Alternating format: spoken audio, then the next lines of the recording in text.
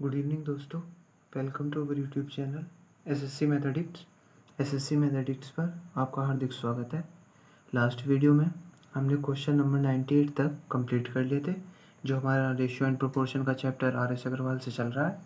आज हम question number 99 से करना कंटिन्यू करेंगे। 35 लीटर मिश्रण में दूध और पानी का अनुपात 5:2 है। देखो यार, कोई 35 लीटर मिश्रण है, ठीक है ना। इसमें एक क्या है तुम्हारा भाई, दूध है, एक पानी है, ठीक है। अब देखना, दूध और पानी का अनुपात जो है ना, मतलब कि जो दूध और पानी का अनुपात दे रखा है क्वेश्चन में 5:2 है ना। टोटल कितना हो गया, 7 हो गया ना, 7 यूनिट। एक बात ध्यान से सुनना, 5 यूनिट दूध है, 2 यूनिट पानी है किसी बर्तन में, तो 7 यूनिट टोटल हो गया। और हमारे हिसाब से टोटल कितना है उस बर्तन में, 35 लीटर है। तो देखना ध्यान से, 7 ही यूनिट का मान 35 हो गया ना यार, कोई दिक्कत नहीं है। एक यूनिट का मान कितना हो गया, 35/7। हमें निकालना है दूध की मात्रा, निकालनी है ना। दूध कितना था, 5। 5 यूनिट का मान कितना हो जाएगा, 5 गुणा 1, 35/7 गुणा 7। 7 पंजे 35, 5 पंजे 25, यानी कि 25 लीटर जो है ना दूध है उसमें। 35 लीटर का कोई तुम्हारे पास बर्तन है, उसमें 25 लीटर दूध है, तो बाकी बचा हुआ पानी हो गया ना। फिर जब कोई दूसरी चीज़ पानी ही है उसमें, 10 लीटर उसमें क्या हो गया, पानी हो गया।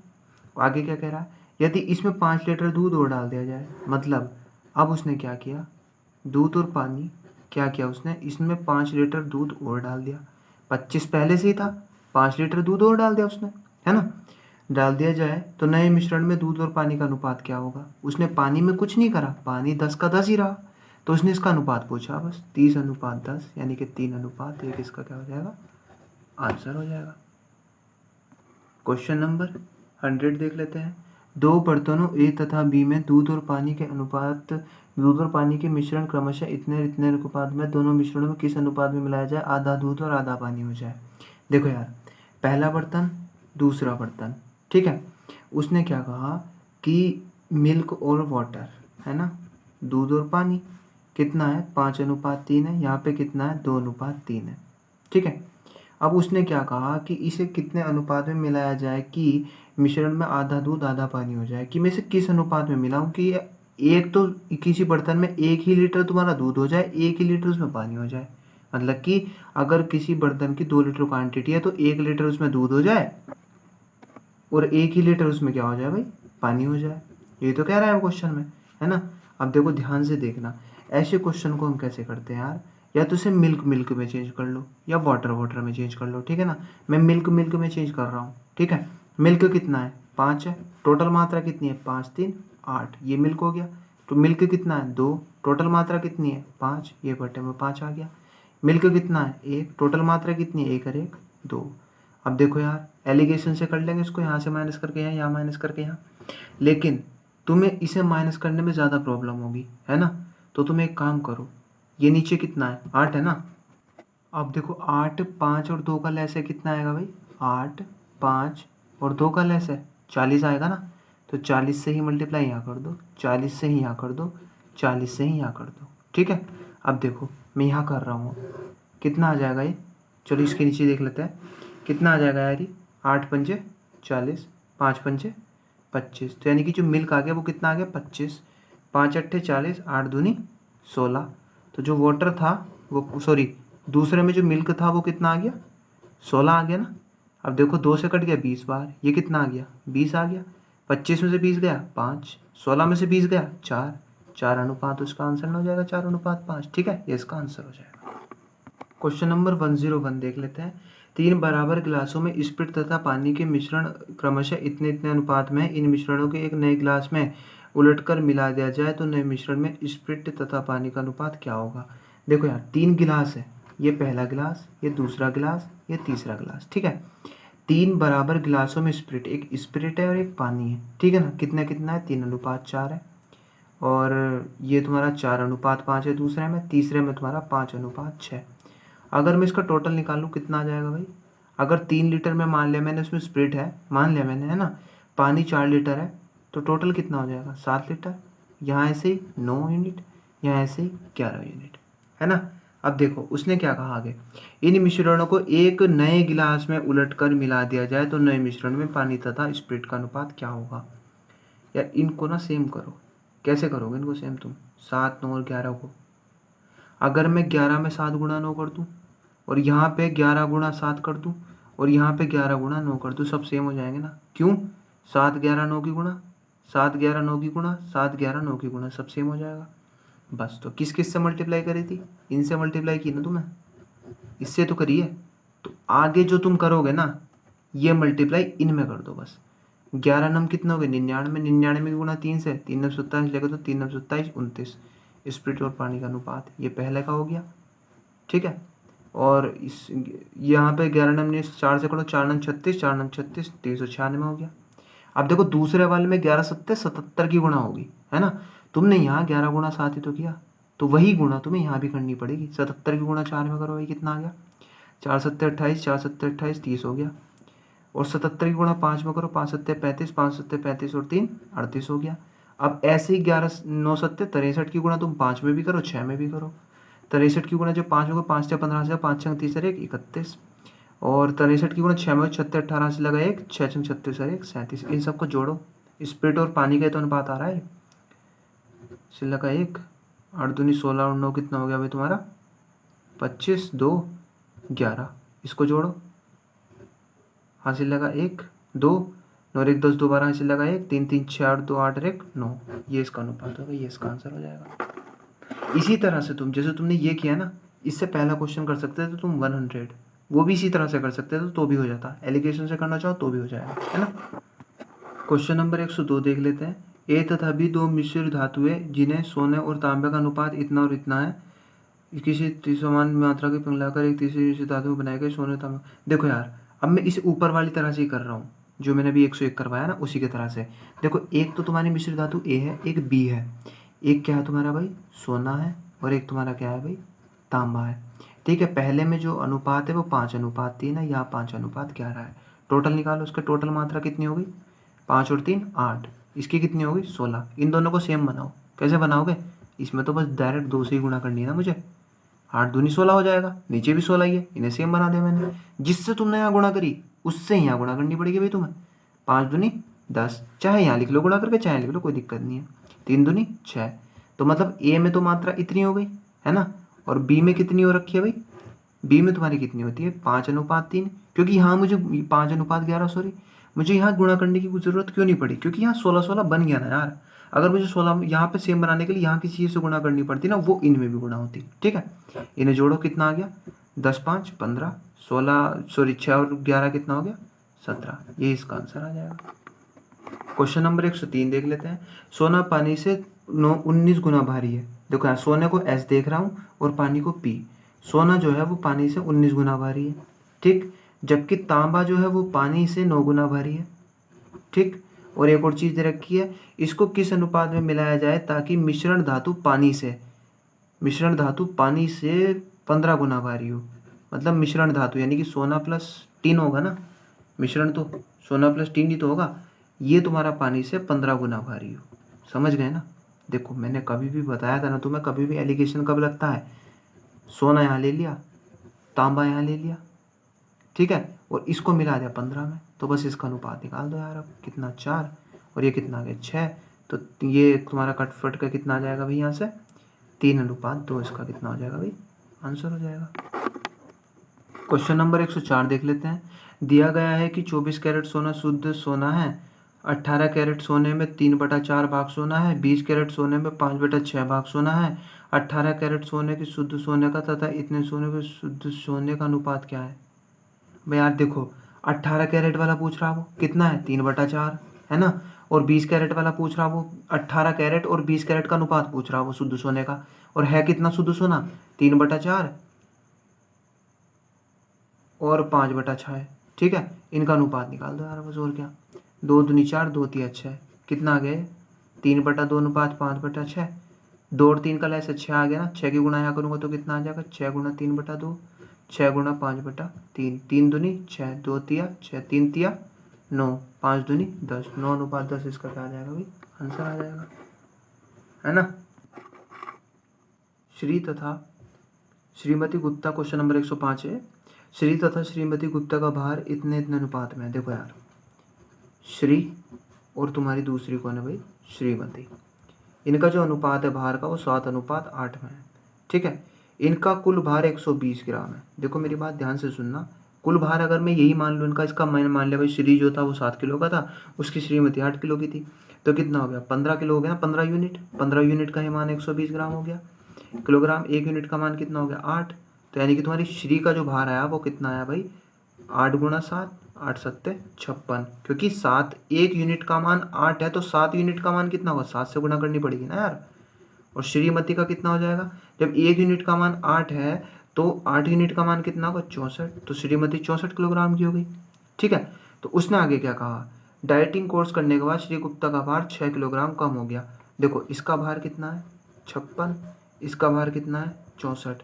डाइटिंग की मतलब क्या की भैया, डाइटिंग की, तो डाइटिंग करने के बाद इसका 6 किलोग्राम भार कम हो गया, इसका भार कम हो गया कितना 6 किलोग्राम, तो कितना हो जाएगा 50 हो जाएगा, है ना। और उसके बाद इनका तथा इनके भार का अनुपात 5:6 हो गया। ठीक है, यानी कि इनका जो भार का अनुपात था वो 5:6 हो गया।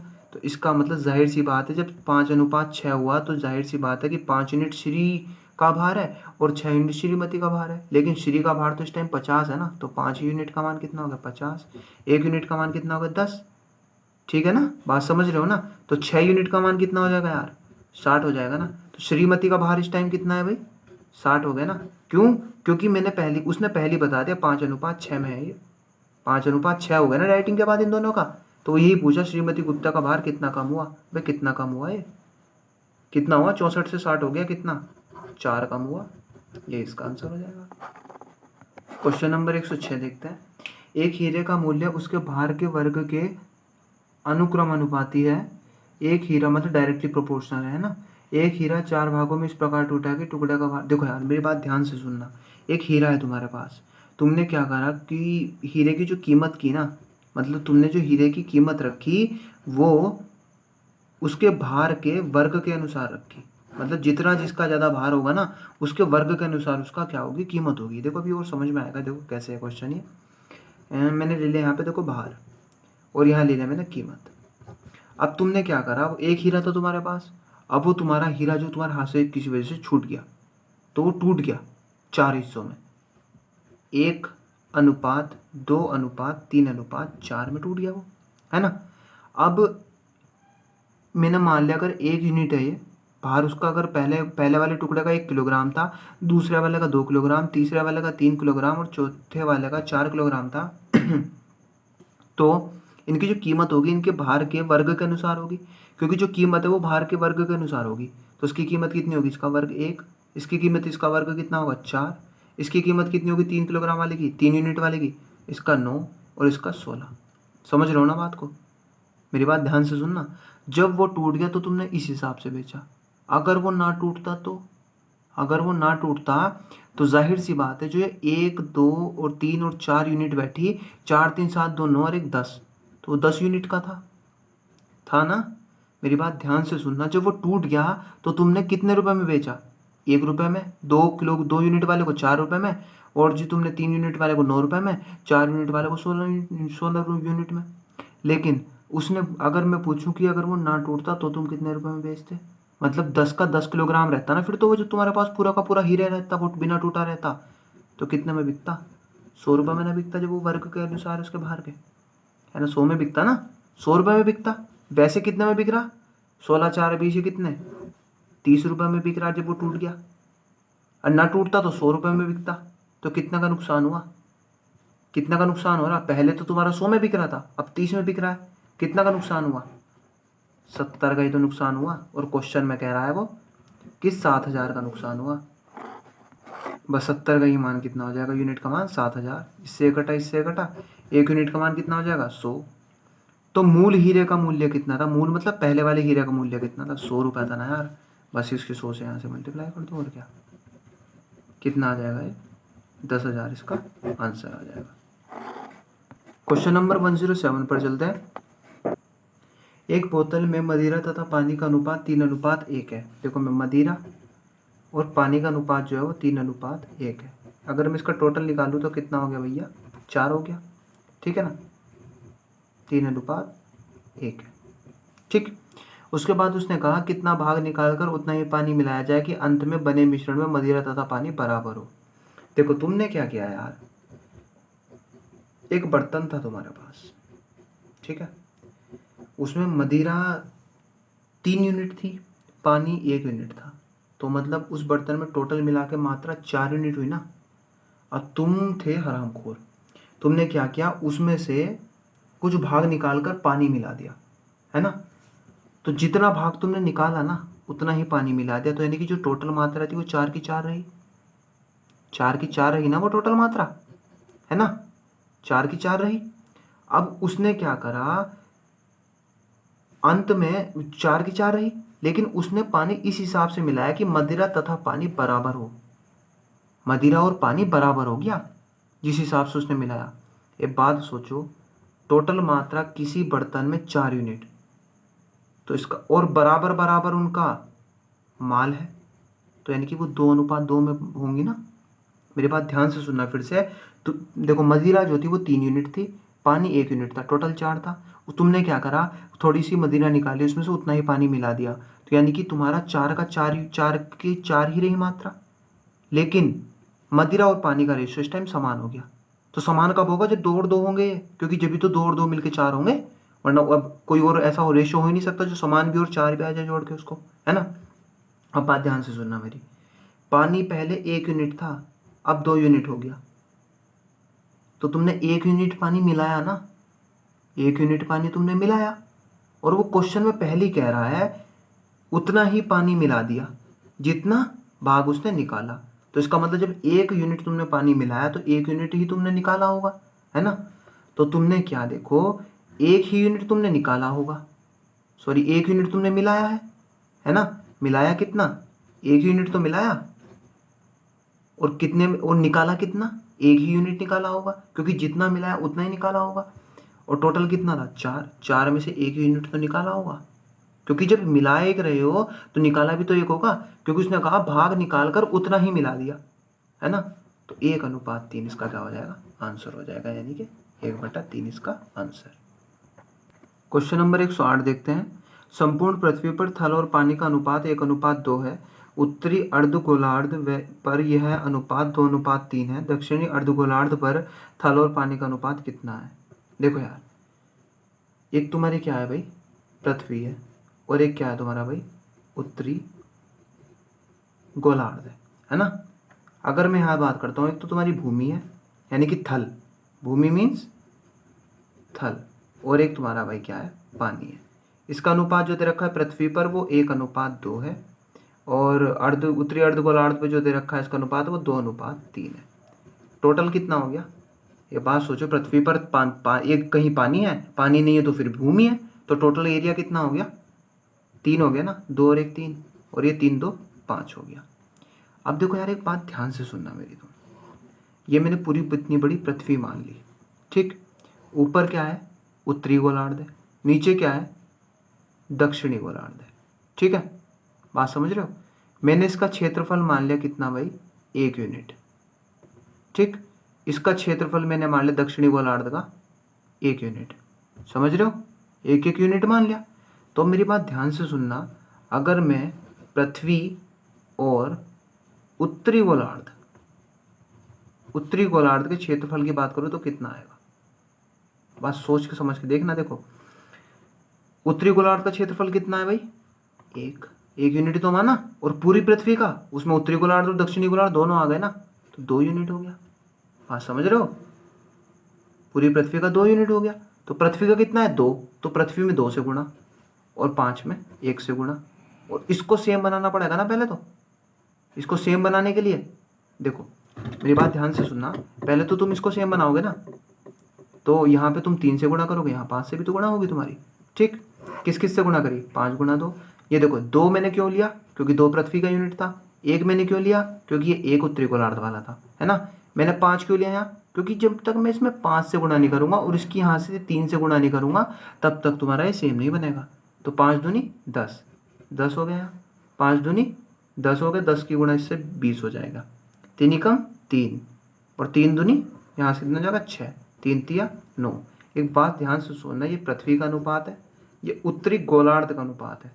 अगर मुझे दक्षिणी गोलार्ध का निकालना हो कैसे निकलेगा, पृथ्वी में से माइनस कर दो, 4:11 इसका क्या जाएगा, आंसर आ जाएगा। इसको माइनस कर दो बस इसमें से, 20 में से 9 गए 11, 10 में से 6 गए तो 4। क्वेश्चन नंबर 109 देख लेते हैं। दो धातुओं में जिंक तथा तांबे का अनुपात इतना और इतना है, दोनों धातुओं को किस अनुपात में मिलाया जाए कि नई धातु में जिंक तथा तांबे का अनुपात इतना हो। देखो दो धातु हैं, देखो एक तो जिंक है एक तांबा है, एक जिंक है एक तांबा है, ये 2:1 है, ये 4:1 है। कितने अनुपात में मिला जाए कि 3:1 हो जाए। मिश्रण एलिगेशन एलिगेशन हो जाएगा ये, ठीक है। अब मैंने तुमसे पहले ही कहा था कोई भी एक चीज़ ले लो, मैंने ले ली जिंक, जिंक ले लिया मैंने जिंक। जिंक कितना है 2 है, कितने में से 2 और 1 3 में से। जिंक कितना है 4 है, कितने में से 4 और 1 5 में से, 3/4। अब मैंने बताया था ये रेशियो में तुम अगर कभी भी अगर फ्रैक्शन में तुम माइनस कर करके ऐसे लिखोगे तो तुम्हें बहुत प्रॉब्लम आएगी, लेकिन हो जाएगा, ठीक है। तो तुम एक काम करो ना यार, 3 5 4 का लैसे बताओ कितना होता है, 20 होता है ना, सॉरी 60 होता है ना, तो 60 की गुणा यहाँ कर दो, 60 की ही गुणा यहाँ कर दो, 60 की ही गुणा यहाँ कर दो, कितना आ गया देखते देखो कितना आ जाएगा। जब तुम इसकी 60 की गुणा इससे कर दोगे तो 3 से इसे काटोगे तो कितना 20 बार जाएगा ना।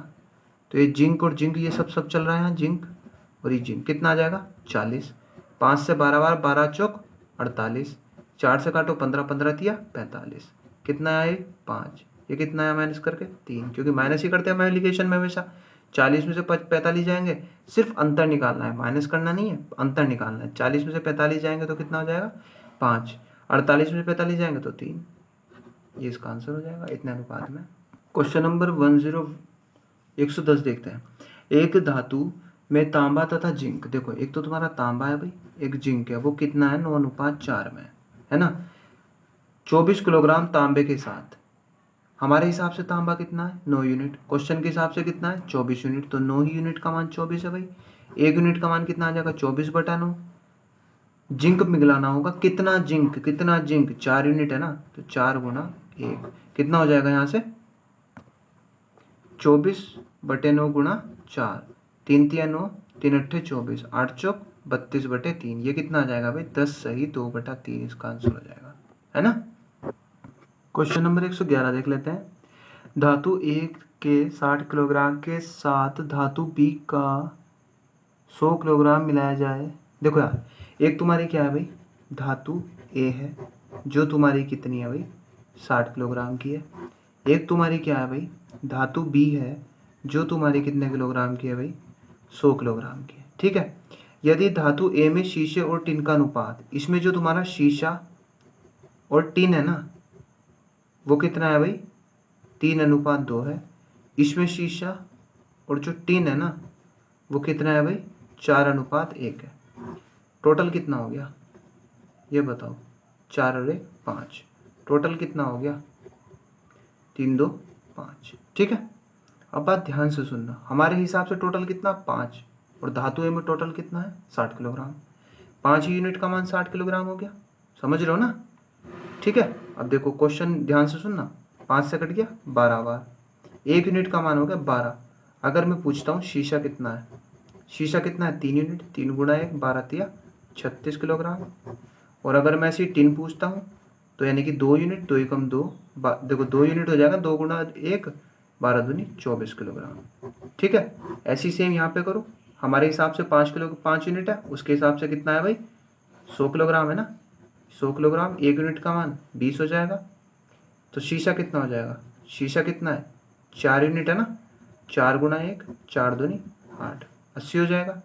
टिन कितना है, टिन है भैया आपका 1 यूनिट, तो 1 गुणा 1 20 में करेंगे, 1 की गुणा कितना हो जाएगा 20। ये इतना डिटेल में मैं सिर्फ इसलिए बता रहा हूँ ताकि कोई प्रॉब्लम ना हो समझने में, ठीक है। क्वेश्चन में पूछ रहा तो नहीं, तो अब क्या करा इन सबको उठा के मिला दिया, सबको मिला दिया। तो उसने पूछा नई जब धातु बनेगी उसमें टिन कितना होगा, 24 किलोग्राम और 20 किलोग्राम कितना हो गया टोटल, खुद बताओ ना, 44 किलोग्राम ना हो गया, ये इसका आंसर होगा 44 किलोग्राम। क्वेश्चन नंबर 112 देखते हैं। एक महाविद्यालय में कला, वाणिज्य तथा विज्ञान में अध्ययन करने वाले छात्रों की संख्या इतनी और इतनी है। देखो भाई, एक कला है, एक वाणिज्य है और एक तुम्हारा भाई क्या है, विज्ञान है। ठीक है, इनमें जो पढ़ने वाले जो स्टूडेंट्स हैं, ठीक है, स्टूडेंट्स है वो तुम्हारा 3:5:8 है। छात्रों की संख्या में 20%, 40%, 25% की वृद्धि हुई। मैंने हमेशा बताया यार, प्रतिशतता में भी बताता था, हमेशा ऐसे क्वेश्चन में इनके पीछे 2-2 जीरो मान लो। क्यों? जब मैं 300 में 120/100 करूंगा, वृद्धि मतलब 100 में जोड़ दो, 120/100, कमी है तो 100 में से माइनस कर दो, 500 गुणा 140/100। क्यों? क्योंकि 40% की वृद्धि है तो 100 में जोड़ो 140 हो जाएगा। और यहाँ 80 गुणा 125/100, क्योंकि 25% की वृद्धि 100 में जोड़ोगे तो 125 हो जाएगा। अब मैंने यहाँ जीरो देखो क्यों माने, इसलिए माने क्योंकि ये 2 जीरो इससे कट जाएंगे, ये नीचे वाला 100 इन्हें काट देगा। समझ रहे हो ना कि 12×3=36, 360, ये हो जाएगा 700, ये हो जाएगा तुम्हारा 125×8=1000। जीरो से कट के जीरो जीरो, कितना आ गया, 2 से काटो 18 बार, 2 से काटो 70 को 35 बार, 2 से काटो कितना 50। उसने यही पूछा है। तो अब इन विभागों में छात्रों की संख्या का अनुपात कितना है, 18, 35 और 50 आंसर हो जाएगा इसका। क्वेश्चन नंबर 113 देखते हैं। एक कॉलेज में कला तथा वाणिज्य संकायों में विद्यार्थियों को, एक तो कला है और एक तुम्हारा क्या है भाई, वाणिज्य है। ठीक है, इसमें 4 और 5 के अनुपात में है। वाणिज्य संकाय में 65 विद्यार्थी प्रवेश लेने पर, देखो यार मैंने मान लिया इसमें टोटल जो थे वो कितने थे, 4x थे, इसमें टोटल 5x थे, तो 4x/5x। उसने क्या कहा कि तुम्हारे वाणिज्य में 65 बच्चे और आ गए और अनुपात अब तुम्हारा 8:11 हो गया, है ना। तो कला वाले में कितने हैं, तो अब जो पहले से सोल्व करते हैं, 11 चौक 44x। ठीक है, इसको सोल्व करते हैं, 11 चौक 44x बराबर 8, जब इसकी गुणा इधर होगी तो 8 पंजे 40x, और 65 की गुणा 8 से मैं कर नहीं रहा लेकिन बाद में करूंगा। 44x एक तरफ ले लेंगे x वाले, 65 गुणा 8। ठीक है, ये कितना हो जाएगा, 4x बराबर 65 गुणा 8, x बराबर 65 गुणा 8/4, तो 4 दूनी 8, 65 दूनी कितना होता है भाई, 130। उसने पूछा कला संकाय में कितने विद्यार्थी हैं, कला में कितने विद्यार्थी, 4x, और x का मान कितना है 130। तो अगर तुम्हें कला में विद्यार्थी निकालने हो तो 4 गुणा x यानी कि 4 गुणा 130, 13 चौका 52, यानी कि 520 इसका क्या हो जाएगा भाई, आंसर हो जाएगा। क्या हो जाएगा भाई इसका आंसर, 520 हो जाएगा, क्योंकि 4 गुणा x हुआ, 4 गुणा 130 करेंगे क्योंकि x का मान 130 है, और 520 इसका क्या हो जाएगा आंसर, क्योंकि कला में बच्चे कितने हैं, 520 है। क्वेश्चन नंबर 114 की ओर बढ़ते हैं। 3 विद्यालयों ABC में, देखो एक विद्यालय A है, एक B है, एक C है, 5:4:7। देखो सेम क्वेश्चन है, इन विद्यालयों में छात्रों की संख्या में इतनी इतनी वृद्धि हो गई, वृद्धि हुई है तो इनके पीछे जीरो लगाने ही पड़ेंगे। देखो जब 20% की वृद्धि करोगे, मैं डायरेक्ट कर रहा हूँ यार, देखो 5 दूनी 10, ठीक है, मैं इसको डायरेक्ट कर रहा हूँ, ठीक है ना। 12×5=60 कितने हो जाएंगे, 600 हो जाएंगे।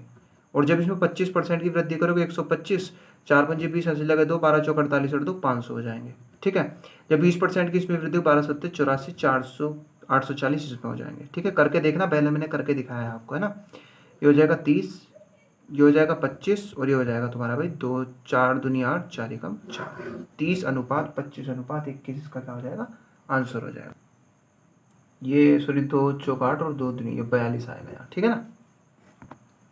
3 संख्याएं क्रमशः 3:4:5 के अनुपात में है। देखो 3 संख्या है, पहली संख्या, दूसरी संख्या, तीसरी संख्या, 3:4:5 के अनुपात में है। तो क्यों ना मैं इनके पीछे x मान लूँ, तो ये एक्चुअल संख्या हो जाएंगी।